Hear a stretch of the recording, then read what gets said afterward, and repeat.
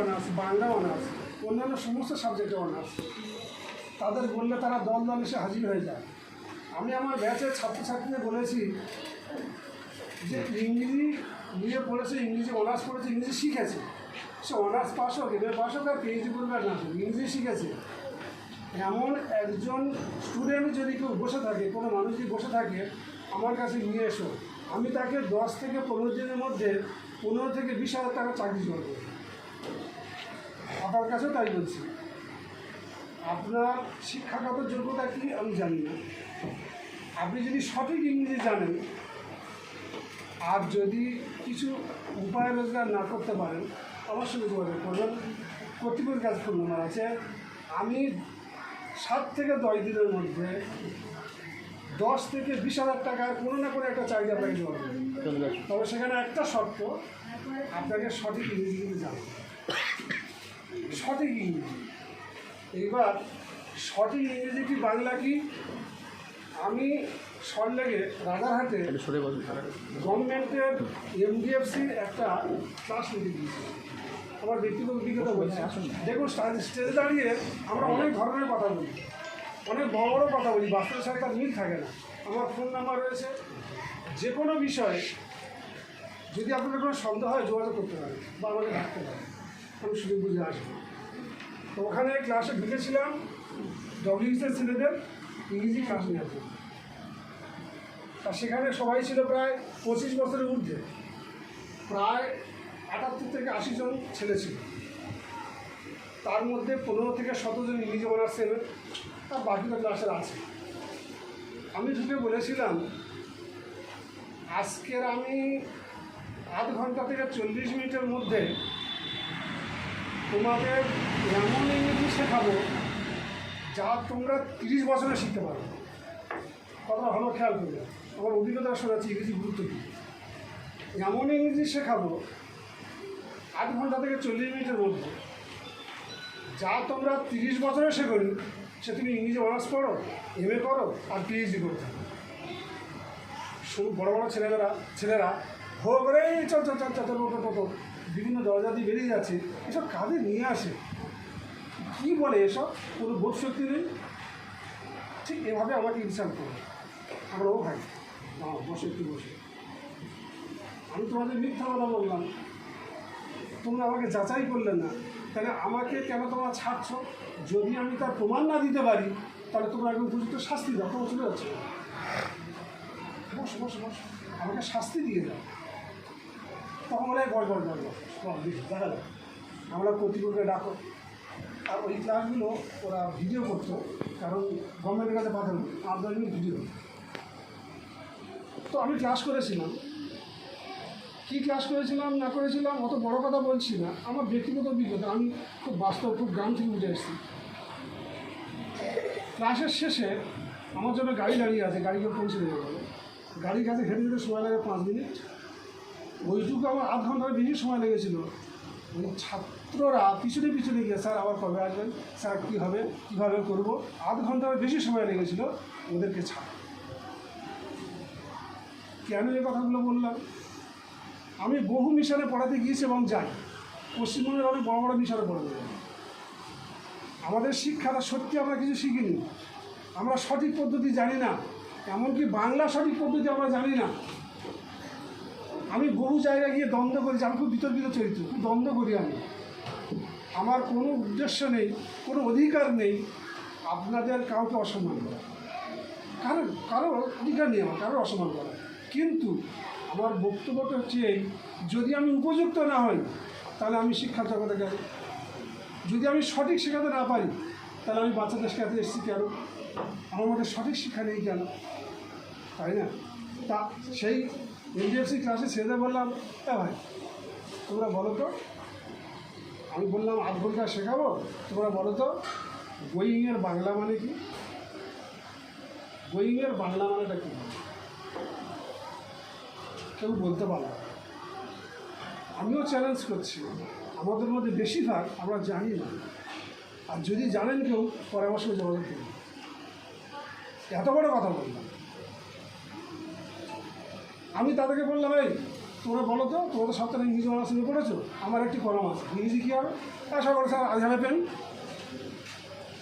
I মানে তো আমি, আমার হলো কি? আই মানে তো আমি, আমার হচ্ছে কী করে? ব্যাখ্যা করো তো।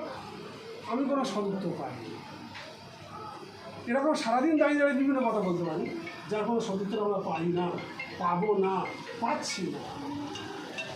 আবার আমরা এখানে অনেকে বাংলা ডিপার্টমেন্টে আছি, আমি বিভিন্ন জায়গায় বিতর্ক করি, কেন? আমরা শিখব একটা 200 লিটারের জলের ট্যাঙ্ক, সে যদি নিচুতে থাকে আর একটা 1 লিটারের জলের বোতল সে যদি উপরে থাকে, জলের ধারাতে হবে 200 লিটারের দিকে। 200 লিটার বলবে আমি এত বড়, আমার দিয়ে কেন আসবে, আর তুমি তো একটুখানি না। যদি তার ধারণ ক্ষমতার যোগ্যতা গুণগত মান বেশি হয়, আর সে যদি উপরে লেভেলে সে আসবে, ঠিক তেমনি আমার জীবনে বেশিরভাগ শিক্ষা ছাত্রছাত্রীর কাছ থেকে আমি শিখেছি। তাহলে আমাদের এই জ্ঞানে একটা অসুবিধা কোথায়? আমরা বিচার করে দেখি না আমরা কতটা জানি। আমি ক্লাস নিতে গিয়েছিলাম আলামিন মিশনে, সেখানে টিচার, স্টুডেন্ট, গার্জেন সবাই ছিল। আমি প্রশ্ন করেছিলাম, বা আমি টিচারদের ক্লাস করি বাড়িতে, আমার বাড়িতে যারা বিশেষ পড়ার জন্য। আমি বলেছিলাম, আমি শুধু আপনাদের এক্সাম্পল দিচ্ছি, কাউকে অসম্মান করতেছেন, আবারও বলছি, আমি কোনো ইন্টেনশানেই কাউকে অসম্মান করা। আমি বললাম আমি সুন্দর, তুমি সুন্দর, এটা জটিল বাক্য কী হবে গো? বহু জায়গায় প্রশ্ন করি। বাংলা অনার্স, MA, PhD করেছি। একটা স্কুলে গিয়েছিলাম, খুব নাম করা স্কুল, আপনারা বলে এক্ষুনি বুঝতে পারবেন, আমি স্কুলের নাম বলবো না, কারণ তাদের অসম্মান করার অধিকার আমার নেই। 7টা বাংলা টিচার আছে, তাই একটা শাখা দিই, 7-8টা শাখা দিই। সেখানে প্রিন্সিপালের সঙ্গে আমার কথা হচ্ছিল, জিজ্ঞেস করুন, বলুন আপনার বাংলা টিচারদেরকে তুমি সুন্দর জটিল বাক্য কী? ওনারা বলতে পারেনি। রামের বাবার মাথার চুল রং সাদা, এই বাক্যের সাবজেক্টকে ওনারা বলতে পারেননি, অথচ আমরা বাচ্চাদের শেখাতে আসি। এই বাচ্চারা কী শিখবে? আমরা তো নিজেরা জানি না, আমরা তো সমৃদ্ধ নই, আমরা কী করে শেখাবো বাচ্চাদেরকে? বাচ্চাদের শেখাতে গেলে টকবক করে ফুরবে। ওদের সঙ্গে 10 মিনিট কথা বলবো, ওরা 6 মাসের ইংরেজি একদিনে শিখবে, সেরকম পদ্ধতি আছে। সেই জায়গা আমাকে যেতে হবে, সেই জায়গা আমাকে উন্নতি করতে হবে, উন্নীত করতে হবে, সেখানে নিয়ে যেতে হবে। আমার জানা এই মিশনের কয়েকজন টিচার আছে, যাদের সঙ্গে আমার ব্যক্তিগত পরিচয় আছে, তারা একটু ভালো লেভেলের শিক্ষা গ্রহণ পেয়েছে, জানে তারা। তাই আমি একজন টিচার, আমার প্রথম কর্তব্য হচ্ছে যে টিচারের যে স্পেলিংটা আছে, টেকনিক, আমার যথেষ্ট ট্রেনিং আছে তো এটা শেখানোর জন্য। TE আমার এবিলিটি আছে তো, ক্ষমতা আছে, যোগ্যতা আছে তো এদের পড়ানো। আমার অ্যাটিটিউড ঠিক আছে কি টিচারের, ওদেরকে শেখাবো। C আমার ক্যারেক্টার ঠিক আছে, আমার চরিত্র ঠিক আছে, আমি কি একটা আদর্শ। আমার অনেস্টি আছে, তারপর আমার ইমোশান আছে, আমার সেখানে ইমোশান আছে।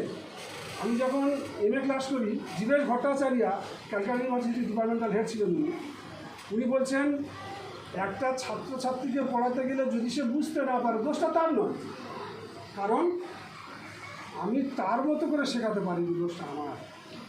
সেদিন স্যারকে বিশ্বাস করতে পারেনি, মানতে পারেনি। স্যার এটা কী বলছিলাম, আজ বুঝতে পেরেছি, হ্যাঁ, একটা স্টুডেন্ট যদি বুঝতে না পারে, তার জন্য দোষ তার নয়, তার মতো করে আমি বলতে পারি। আর আমি এই 37 বছরের বেশি সময় ধরে আমি চেষ্টা করেছি সেটা করাবো। তো এবার গেল ইমোশান, আমার ইমোশান আছে কিনা। আমি বলেছিলাম স্যার কিচ্ছু বুঝতে পারি, উনি কোনো সময় বাংলা কথা বলতেন না, যদি অনার্স লেভেলে, MA লেভেলে, স্যার কিচ্ছু বুঝতে পারিনি, বলে কিচ্ছু বুঝতে পারোনি, প্রথম বাংলা বলছি, বসো। আমি যখন ক্লাস করতাম, আমার টিচার উনি যখন বলতেন, আমি শুনতে না পেলে ওনার অ্যাটিটিউড দেখে আমি বুঝতে পারতাম, কখন উনি হাসছেন, কখন উনি কাঁদছেন, ভোগ করছেন, নাচছেন, ওনার অ্যাটিটিউড দেখে বুঝতে পারতাম, আমার হাফ জায়গায় শেখা হয়ে যেত। আর আজ আমি তোমাদের বোঝাচ্ছি, আমার কোনো আবেগ নেই, চোখের জল নেই, কণ্ঠ ভারাক্রান্ত নেই, তা আমি নিজে বুঝতে পারিনি, তোমাদের কী বোঝাবো? আমি নিজে রপ্ত করতে পারিনি, তোমাদের কি আমি শেখাবো? আর লাস্টে টিচারের রেসপন্সিবিলিটি, আমার এই বাচ্চাদের সেখানে আমি দায়িত্ব পালন করি তো। আমি দায়িত্ব মেনে চলছি তো, আমার দায়িত্ব আমি করছি তো, নাকি নাকি শুধু আমি পয়সা ইনকামের জন্য আসছি আর যাচ্ছি, আর কোনো প্রকারে আমার কাজটা আমি করে দিয়ে যাচ্ছি। আমি কেন দায়িত্ব নিচ্ছি? দায়িত্ব নিয়ে আমি আমার দায়িত্ব অনুযায়ী কাজ করছি।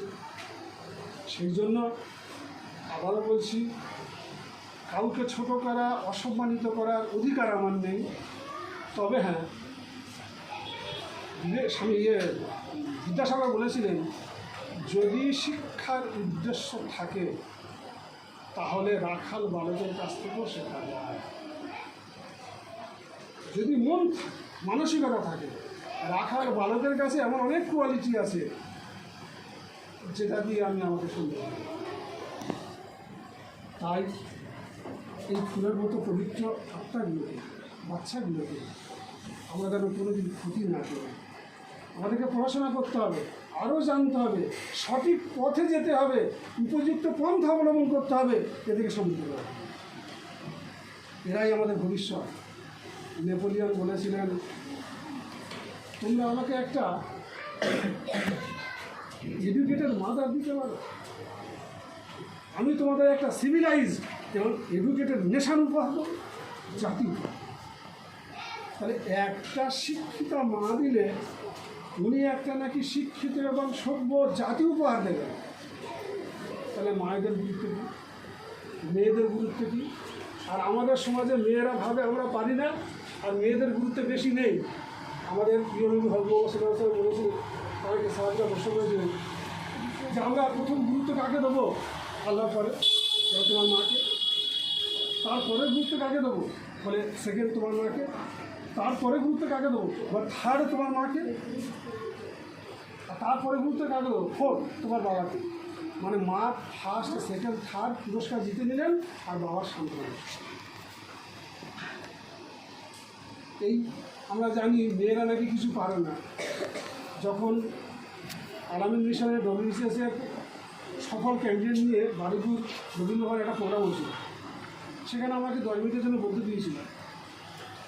মেয়েদের মধ্যে একটা হতাশা ছিল, আমরা তো পাই না, আমাদের দেওয়া হয় না। কিন্তু আমরা তো জানি না মেয়েরা আমাদেরকে কীভাবে সমৃদ্ধ করতে পারে, একটা মেয়ের পরিচালনার ভূমিকা কতটা, সেটা আমরা জানি না।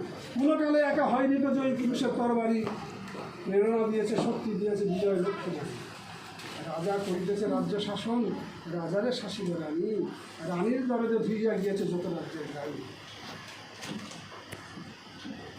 তাজমহলের পাথর দেখেছো, দেখিয়াছ তার প্রাণ, অন্তরে তার মুমতাজ নারী, বাইরেতে সাদা।